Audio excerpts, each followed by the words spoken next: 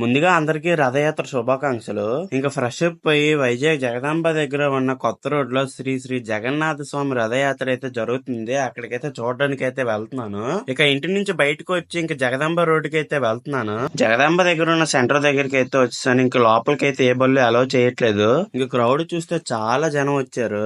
ఇంకా అలా ముందుకు వచ్చి చూస్తే శ్రీ జగన్నాథ ప్రార్థన సంఘం వారు ఇక్కడైతే పాటలు అయితే పాడుతున్నారు. ఇంకా దాని వెనకాతలు అయితే రెండు బ్యాచ్లుగా కోలాటం అయితే ఆడుతున్నారు. ఇంకా దాని తర్వాత కూడా చిన్నపిల్లలు అందరూ కలిసి దశావతార వేషం అయితే వేశారు. ఆ పక్కనే గోపికలు అందరూ డాన్స్లు అయితే వేస్తున్నారు. చాలా బాగా చేశారు.